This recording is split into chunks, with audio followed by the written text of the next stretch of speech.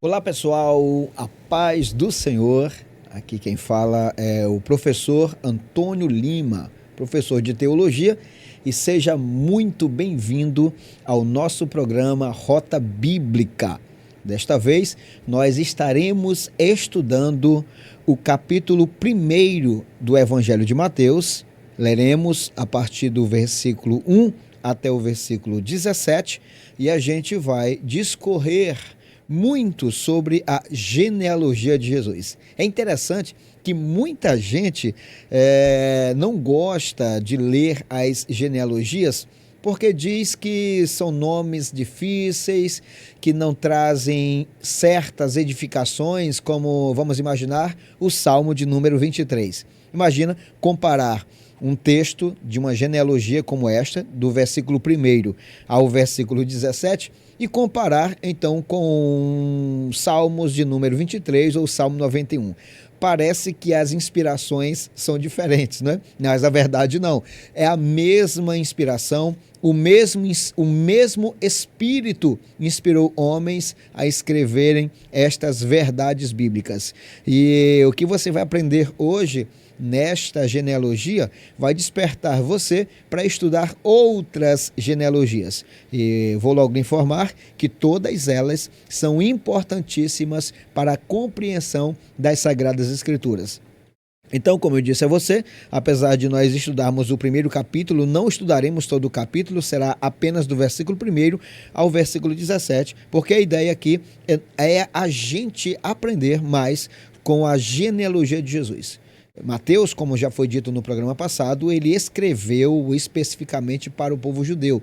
E o judeu, ele preza muito por uma genealogia. Ele não acredita em um profeta que não seja judeu e ele precisa conhecer. Por isso que ao longo das Sagradas Escrituras, você vai encontrar sempre, tipo, o nome da pessoa e o nome do pai, ou às vezes também até o nome do avô. Isso acontece, por exemplo, com Amós, acontece com Jeremias, acontece com Bezaliel e Aholiabe e tantos outros homens. O próprio Josué filho de Num. Observa, porque geralmente tinha essa designação com a família. Então a gente já vê no primeiro versículo dizendo assim: livro da geração de Jesus Cristo, filho de Davi, filho de Abraão.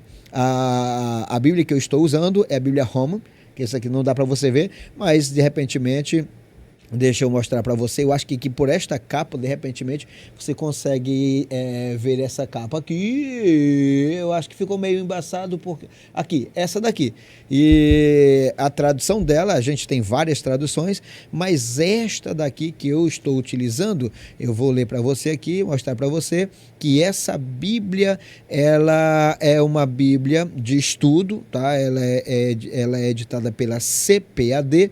E ela tem uma linguagem muito interessante, muito ótima. Inclusive, até oriento, se você de repentemente está à procura de uma Bíblia, então procure na nossa livraria missionária que você encontrar. E essa daqui é a Almeida Revista e Corrigida. É a mesma da Bíblia de estudo pentecostal. Então, olha só. Livro da geração de Jesus Cristo, filho de Davi, filho de Abraão. É interessante a gente perceber que aqui o próprio Mateus, ele coloca dois nomes importantíssimos para o povo judeu. Primeiro ele coloca Davi. Quem foi Davi? O primeiro rei de Israel, aquele que Deus jurou que a sua descendência reinaria sobre a casa de Judá. E também aparece aí o nome de Abraão, porque ele é, digamos, o progenitor da nação, ele é o pai da nação de Israel. Então, o próprio Mateus começa dizendo, aqui nesse caso, que é Jesus Cristo, filho de Davi, filho de Abraão. Perceba que existem os nomes de Jesus aqui, eles estão compostos, né? No caso tem Jesus e tem Cristo. Por quê? Tem uma explicação? Sim, tem uma explicação perfeita, porque o nome Jesus é o nome humano que traz o significado de salvação do povo de Deus, ou Deus salva o seu povo. Enquanto Cristo é um nome que é designado como Christos. que é ungido ou Messias. Então, quando você encontra na Bíblia Sagrada esses dois nomes, o nome composto Jesus Cristo, Jesus é a parte humana dele e Cristo a parte espiritual. Então a genealogia de Jesus não é só do Jesus humano, é o do Jesus divino também. O mesmo que João disse que o verbo se fez carne e habitou entre nós. E na Revista e Corrigida você vai encontrar que o nome filho não está com letra minúscula, mas sim com letra maiúscula, porque traz a significação aqui de um título e não apenas mostrar aqui uma descendência. E aí o versículo começa dizendo que Abraão gerou Isaque, que Isaque gerou a Jacó e Jacó gerou a Judá e a seus irmãos. Perceba que ele vai trazer aqui informações começando a partir de Abraão. E para que nós entendamos melhor essa genealogia no versículo 17 diz assim, olha, de sorte que todas as gerações, desde Abraão até Davi, são 14 gerações, e desde Davi até a deportação para a Babilônia, 14 gerações, e desde a deportação para a Babilônia até Cristo, 14 gerações. Então, esta genealogia, pessoal, ela cobre um espaço de aproximadamente 2.000 anos. Então, existem 3 eventos importantíssimos aqui. Primeiro, nós temos de Abraão até o começo da monarquia com Davi. Aí nós temos um período de aproximadamente 1.000 anos, de Abraão a Davi, ou seja, começa com Abraão, capítulo 12 de Gênesis, quando ele saiu aos 75 anos de idade, ele e Sarai, e a Bíblia deixa bem claro que ela era estéril, mas tudo começa com Abraão. 1.000 anos depois, olha que top, 1.000 anos depois, você agora vê Davi assumindo o trono sobre as 12 tribos de Israel. E aí nós teremos um período maravilhoso, porque diz que agora, não é, você vai encontrar esse período, porque é o período que é chamado período da monarquia, porque vai de Davi até Jeconias, quando os judeus foram deportados para a Babilônia. Aí de Davi até Jeconias, a gente tem mais ou menos um tempo de mais ou menos aproximadamente 400 anos. E aí, daquele momento da deportação para a Babilônia até Cristo, percorre então um período de aproximadamente 600 anos. Então, 1.000 anos de Abraão até Davi, 400 anos de Davi até a deportação para a Babilônia, e da deportação para a Babilônia até Jesus, mais 600 anos, totalizando aí 2.000 anos de história. Olha que interessantíssimo. E o que nos chama mais atenção nesta genealogia é que nos versículos 3, 4, 5 e 6, aqui o escritor, ele menciona 4 mulheres. Pessoal, é impensável numa genealogia ser colocado o nome de mulher, e principalmente essas 4 mulheres. Por quê? Porque essa primeira, que é chamada Tamar, ela era uma cananeia. Ela era esposa de que era filho de Judá. E esse filho, a Bíblia diz que Deus o matou porque ele era mau. Depois veio Onã, também casou-se com Tamar, também não deu certo porque ele não quis suscitar filhos ao seu irmão, porque naquela altura aconteceu o seguinte: se um irmão morresse, ele fosse casado e morresse e não deixasse filhos, o irmão dele deveria casar com a viúva e o primeiro filho nascido seria dado como filho do falecido. E Onã não queria fazer isto. Onã não queria dar um filho ao seu irmão. Resultado, Deus também o matou.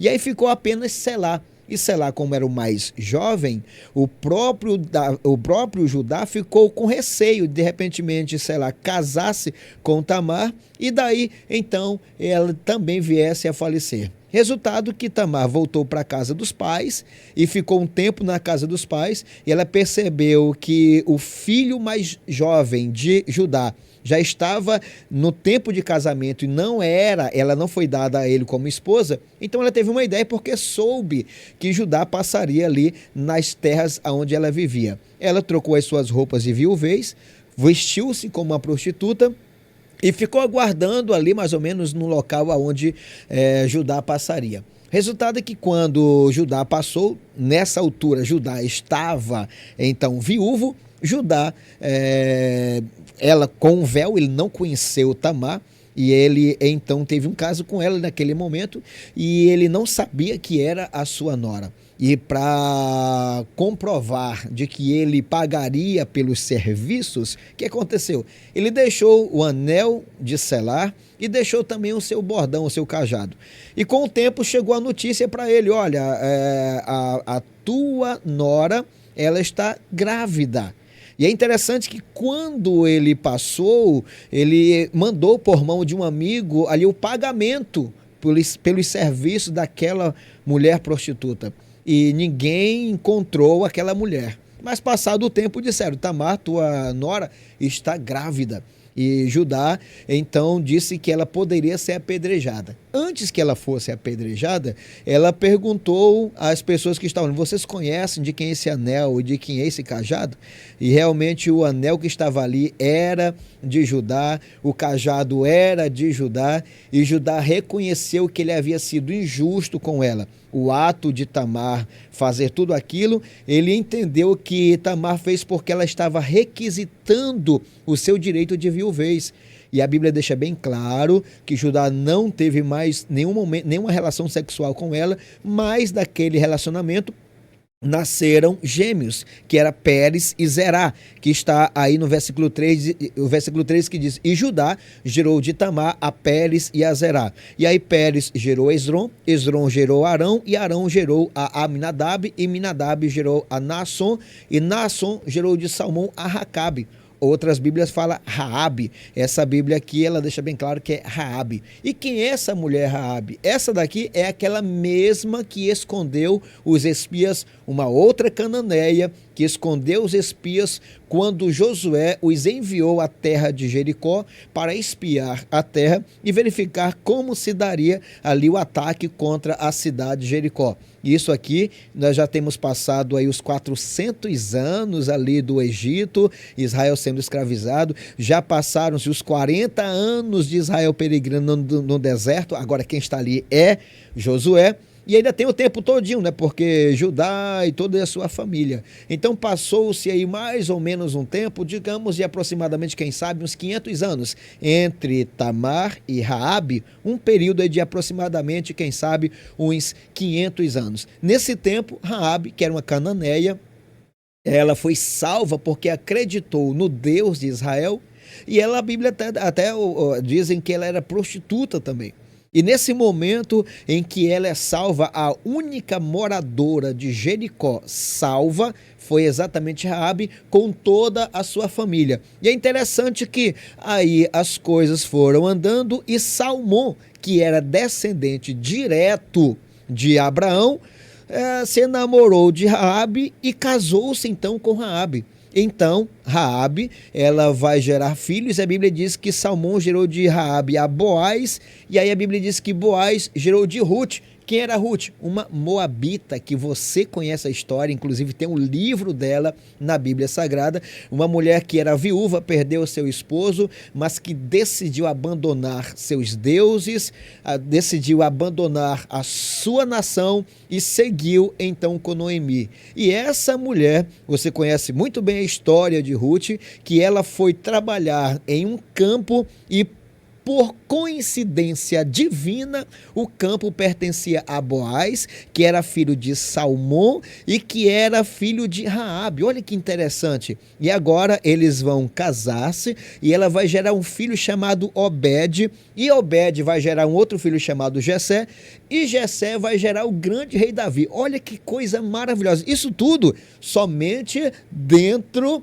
da genealogia do capítulo 1 de Mateus. E é interessante que agora nós estamos chegando aí mais ou menos os 500 anos de história, não é? Aí você vai chegar agora na história de Davi, e a Bíblia diz que Davi gerou a Salomão, da que foi mulher de Urias. Meu Deus, quem é essa mulher? A Bíblia não menciona o nome dela, mas você sabe que é Betseba. Algumas traduções mais antigas a chamam de Batseba. E essa mulher possivelmente não era judia, possivelmente não era da terra de Israel, já que o seu esposo Urias, ele era da terra de Canaã também, era um heteu. Então, possivelmente, Betseba também, ela era uma cananeia daquela região ali, também era uma mulher chamada, uma mulher gentil, ela não tinha uma descendência, quem sabe aqui, uma ligação direta com a nação de Israel, mas é dela que Deus vai fazer com que surja o grande rei Davi. E aí nós estamos agora fechando, agora nesse exato momento, 1000 anos de história, de Abraão até Davi, que é o início de toda essa monarquia. E agora, agora Salomão vai gerar um filho, o filho dele vai ser Roboão. Roboão vai gerar um outro filho chamado Abias, e Abias vai gerar Asaf, Asaf vai gerar Josafá, Josafá vai gerar Jorão, Jorão vai gerar Uzias, Uzias vai gerar a Jotão, Jotão vai gerar a Acais, Acais vai gerar a Ezequias, Ezequias vai gerar a Manassés, Manassés vai gerar a Amon, Amon vai gerar a Josias, e Josias vai gerar a Jeconias e a seus irmãos na deportação para a Babilônia. O que eu acabei de ler agora aqui com você, do versículo 7 ao versículo 11, nós estamos falando aí de um período de aproximadamente 400 anos. Esse período aqui você vai encontrar nos livros de 1º e 2º Samuel, 1º e 2º Reis, 1º e 2º Crônicas. Você vai encontrar isso daqui também, essas informações dentro do livro de Jeremias. Esse texto aqui você vai encontrar, porque está falando dos reis de Judá. Lembrando que até o período de Salomão, nós tivemos 3 reis até agora.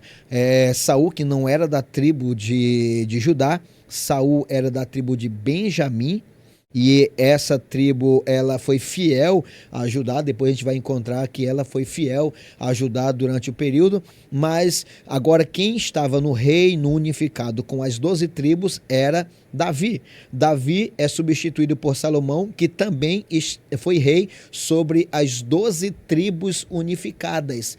Mas depois da morte de Salomão, vem então Roboão, que era o seu filho, e Roboão, com ele, vai entrar então o momento em que Israel vai se dividir em 2 reinos, sendo 10 tribos ficando para o norte, sendo lideradas então por um rei chamado Jeroboão, filho de Nebate, e 2 tribos, inclusive Judá e Benjamim, vão se tornar fiéis, leais à casa de Davi e vão formar então o reino do sul.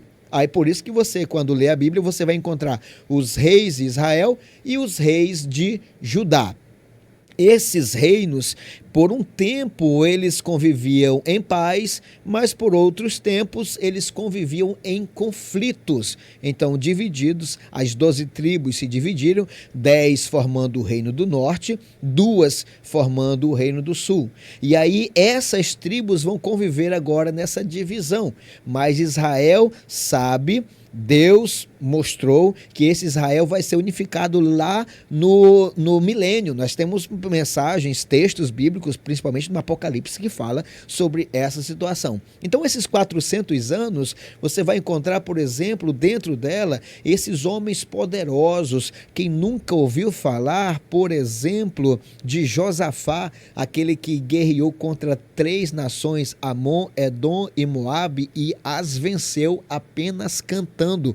Quem nunca ouviu falar, por exemplo, do grande rei Ezequias? Rei Ezequias, que ele orou e o Senhor lhe concedeu mais 15 anos de vida. Quem nunca ouviu falar, por exemplo, do terrível Manassés, o pior rei de Judá? E esse rei Manassés, que teve o reinado mais longo, 55 anos reinando sobre Judá. Ele começou aos 12 anos de idade e reinou por 55 anos. Segundo a tradição, esse Manassés mandou prender o profeta Isaías e mandou cerrá-lo ao meio por conta das profecias que Isaías proferia.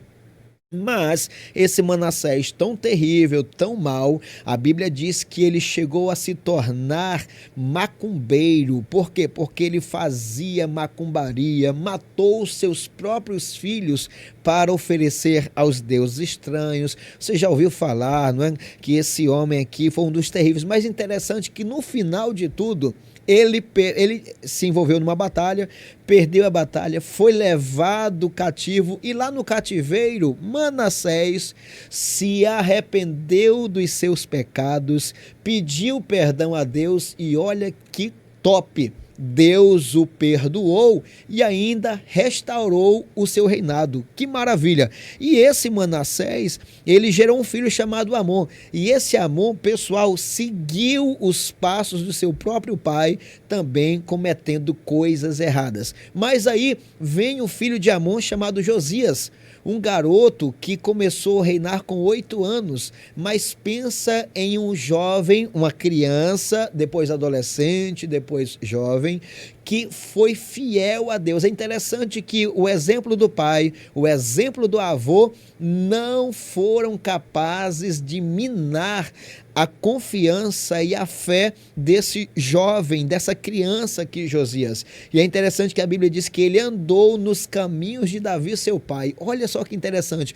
É por isso que nós sempre dizemos, pessoal, não importa se a sua história, se você está rodeado de pessoas ruins, não importa se você vive rodeado de pessoas negativas, não importa. O que importa é que o Senhor pode mudar a sua vida. E agora Josias vai gerar outros filhos. Ele gera Jeconias. Só que aqui já tinha um problema, porque Deus havia dito que se Israel pecasse, se Judá pecasse, Deus traria sobre a nação o castigo eminente. E Josias, certo dia, ele pede para ser restaurado o templo e ali um homem de Deus encontra o livro da lei. E ele diz: encontrei o livro da lei. E Josias então pede para que esse livro seja lido diante dele. E quando Josias ouve toda aquela história, Josias então rasga suas roupas, entra em um pavor, dizendo: tudo isto virá sobre nós.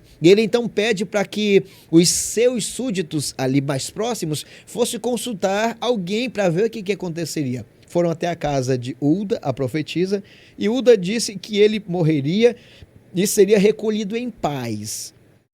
Ele não veria ali a calamidade sobre a nação, mas os seus filhos viriam. E realmente Jeconias, logo depois que assumiu, aí houve aí um tempo que outros também, Joaquim, esses homens assumiram, mas infelizmente não teve outra situação. Eles foram levados para a Babilônia. Nesse período aqui, Jeremias dizia: vocês serão levados. O tempo passou e aqui nós estamos falando de um tempo de 400 anos, pessoal, de Davi até o versículo 11. Aqui nós temos mais ou menos aqui 400 anos. E aí depois da deportação para a Babilônia, aqui nós temos agora o período de Esdras e Neemias. Nós temos um período aqui também que é encaixado também a nossa grande rainha Esther. E aqui nós estamos falando de Esdras, falando de Esther, falando de Neemias, falando também de Malaquias, de Ageu e de Zacarias. Esses homens notáveis, eles viveram nesse período. Depois da deportação, você vai encontrar, por exemplo, nos livros de Esdras, de Neemias, o nome de Salatiel, que gerou a Zorobabel. Esse nome Zorobabel você vai encontrar muito também no livro de Ageu, vai encontrar lá falando justamente sobre Zorobabel. E esse Zorobabel, ele vem com os filhos de Judá, de retorno, e agora vão ficar um tempo que nós chamamos de período aqui, mais ou menos, vem vindo, e aí nós vamos chegar a um período aqui, 200 anos depois de toda a situação, nós vamos chegar a um período agora chamado de o silêncio bíblico. Nesse silêncio bíblico é que vai acontecer exatamente esses nomes aqui, pessoal. Zorobabel gerou Abiúde, Abiúde gerou a Eliaquim, Eliaquim gerou a Azor, Azor gerou a Zadok, Zadok gerou a Aquim, Aquim gerou a Eliúde, Eliúde gerou a Eleazar, Eleazar gerou a Matã, e Matã gerou a José, marido de Maria, da qual nascera Jesus, que se chama o Cristo. Aqui nós estamos cobrindo um período de 600 anos aproximadamente, incluindo os 400 anos do silêncio de Deus.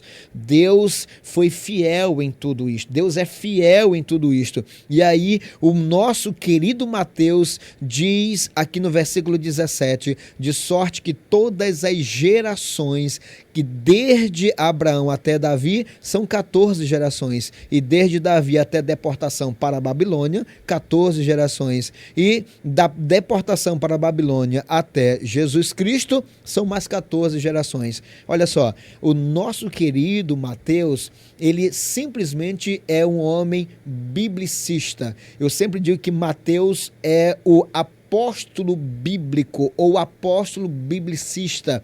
Juntando Marcos, Lucas e João, os três não conseguiram citar tanto o Antigo Testamento quanto Mateus. Mateus era um homem versado nas Escrituras. E você percebe que no primeiro capítulo, do versículo 1 ao versículo 17, ele leva um tempo, ele descreve um tempo de 2000 anos. Pessoal, como que Mateus conseguiu fazer isto? Mateus conseguiu mais. Pastor, mas foi o Espírito Santo quem inspirou. O Espírito Santo inspirou Mateus a escrever, mas o Espírito Santo não fez Mateus adivinhar. Mateus era um homem estudioso, conhecedor da história do seu povo. E agora ele vai deixar bem claro sobre isso. E é interessantíssimo porque a genealogia de Mateus, ela não é como a genealogia de Lucas, que está no capítulo 3, versículo 23 ao versículo 38. Essa genealogia de Mateus é a genealogia da família real de Cristo. Imagina que ele faz um link, ele puxa de Abraão até Davi, puxa de Davi até a deportação para a Babilônia, e depois puxa da deportação da Babilônia até Cristo. 3 nomes notáveis: Abraão, Davi e Cristo. Observa que no versículo 17 ele diz assim: da deportação, desde a deportação para a Babilônia até Cristo. E por que ele coloca Cristo? Porque ele está falando aqui do ungido de Deus. Ele está falando daquele que é o Rei dos Reis e Senhor dos Senhores. Como eu disse, Mateus ele é detalhista. E isso daqui nós devemos guardar no nosso coração. Nós precisamos crescer, pessoal, na graça e no conhecimento da palavra. Deixa eu falar uma coisa para vocês, já finalizando a parte de hoje. Deus, Ele ama aquele que busca conhecer a sua palavra. Busque conhecer assim como Mateus, assim como ele, faça com que o seu conhecimento também seja melhor, seja maior e seja ampliado. Que Deus te abençoe, e da próxima vez que você encontrar uma genealogia, não fique de fora, não coloque de fora. Leia todos esses nomes, porque certamente tem algo de Deus dentro destas informações, pessoal. Então, aprendamos a estudar mais as genealogias. Aprendamos com esse detalhe. Olha só, aqui o próprio Mateus quebra paradigmas. Como eu disse, ele cita 4 mulheres estrangeiras. Ele apresenta, como eu disse, Tamar, apresenta Raabe, apresenta Ruth e apresenta Betseba. 4 mulheres que nas outras genealogias não aparecem. Agora, interessante, como que Deus faz isso? Aqui não tem o nome de Sara, não tem o nome de Rebeca, não tem o nome de Lia. Não tem o nome, por exemplo, aqui de outras mulheres fantásticas, ficaram de fora. Meu Deus, Sara, a mãe da nação, Raabe, aquela que salvou o seu povo, não é? Olha a diferença, uma mãe da nação, a outra salvou a sua família. Mas deixa eu falar uma coisa para você, Deus é aquele que sabe realmente quem deve entrar na história, quem deve ser mencionado. Agora, pelo fato de Sara, de Rebeca e de Lia não serem mencionadas, não diminui em nada aqui a grandeza delas na história de Israel. E por mais que alguns nomes aqui não apareçam, mas o que é importante é que nos céus os nomes dessas mulheres e os nomes de tantos outros, o meu e o seu, também eles estão figurados, estão gravados na palma da mão do Senhor. Que Deus te abençoe e olha, o próximo programa está maravilhoso porque nós falaremos sobre o nascimento de Cristo, falaremos sobre os magos do Oriente e tantas outras coisas. Então, não fique de fora. Até a próxima, que a graça de nosso Senhor Jesus Cristo, o grande amor de Deus, nosso Pai, a comunhão e as consolações do Espírito Santo seja com você, não só hoje, mas eternamente. Um abraço.